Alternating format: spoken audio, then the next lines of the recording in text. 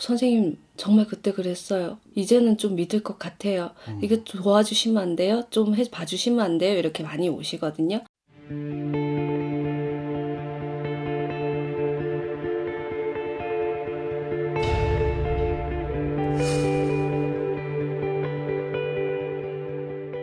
안녕하세요. 용군신당입니다. 네, 선생님 안녕하세요. 네, 안녕하세요. 선생님께서는 이제 신점을 보시잖아요. 네. 혹시 뭐 사주도 이렇게 따로 옛날에 뭐 보신 적 있으신가요? 아니요, 전 사주를 보러 가본 적이 없어요. 근데 이제 대부분이 또 무속인 선생님들께서도 뭐 사주도 또 봐주시고 또 이제 이런 사주를 또 좋아하시는 분들이 많이 있잖아요. 많죠. 근데 이 신점과 이 사주의 차이점이 어떻게 좀 구분을 지을 수 있을까요? 일단 간단하게 설명을 하자면 신점은 말 그대로 신이 내려주는 공수, 신이 내려주는 말씀이고요. 사주 철학은 글로 풀어서 하는 공부로 할 수 있는 게 사주 철학이거든요. 우리는 어른이 말씀을 해주시는 걸 그대로 얘기를 전달할 뿐이고, 사주는 대학교에도 과가 있잖아요. 그죠? 일반인들도 누구나 배우고 공부하면 사주 철학은 볼 수는 있단 말이에요. 근데 저희네 같이 신점은 아무리 공부를 해도 보실 수는 없잖아요. 그죠? 그렇죠. 신점과 사주의 차이점을 곰곰이 생각을 해보면 네네.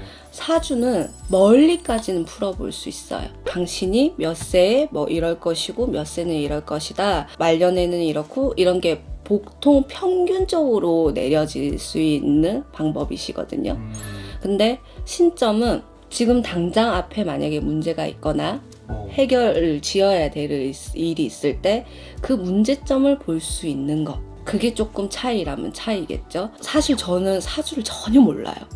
풀지도 몰라. 그러면 생년을 왜 적어요? 라고 물으시는 분들도 계셔요. 그렇죠. 근데 이거는 본인네들한테 기본적인 예의이기 때문에 받는 것이고, 사실 생년월일이 없어도 저희는 볼 수 있거든요. 그리고 또 저희도 신령한테 누구입니다 할머니 라고 잘 알려주세요 라고 얘기를 하는 것도 있고, 이게 신점이랑 철학이랑 오시는 분 스타일이 참 다르시더라고요. 우리는 말 그대로 나오는 대로밖에 얘기를 해줄 수밖에 없어요. 신령님들이 얘기를 하시는 걸 저희가 전달하는 체계거든요, 저희는. 그리고 그 말을 가릴 수도 없고 꾸며낼 수도 없고, 왜냐, 내 말 한마디에 그 사람 인생이 달라질 수도 있는 거예요. 말에 토시 하나 없이 얘기를 해드리거든요. 그러니까 기분 나쁜 얘기도 들을 수밖에 없어요, 사실은 신점은. 근데 철학 같은 경우에는 그냥 보편적인 걸 이 사람의 평균 사주를 풀다 보니까 좋은 소리도 있을 수도 있고, 우리처럼 직설은 없잖아요, 그죠? 그러다 보니까 좋은 말을 듣고 싶은 분들은 철학관으로 많이 가시는 편이고, 그래도 무섭지만 듣기 싫지만 그래도 내가 이런 문제점이 있는지 해결을 짓고 싶다라고 하시는 분들은 신점을 보러 오시는 경우가 많아요. 안 좋은 소리들을 들이더라도 본인네들한테 닥치지 말라고 저희가 얘기를 하는 거기 때문에, 그렇죠, 너무 기분 나빠하시지 마시고 조금 마음을 열고 보러 오시는 것도 본인네들한테는 도움이 많이 되실 것 같긴 해요. 근데 이제 그 아까 선생님께서 말씀하신 것처럼 확실하게 차이가 극명한 게, 사주는 좀 더 이제 먼 미래를, 또 신점은 가까운 미래였잖아요.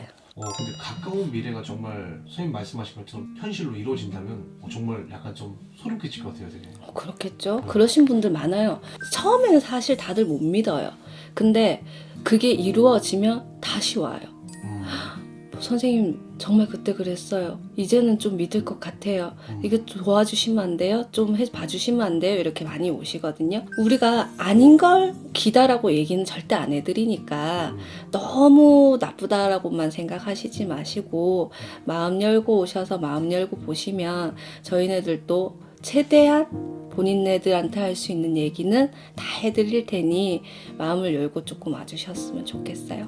오늘은 신점이랑 철학이랑 사주랑 차이점을 말씀드렸고, 다음에는 더 좋은 얘기로 다시 찾아뵐게요. 감사합니다.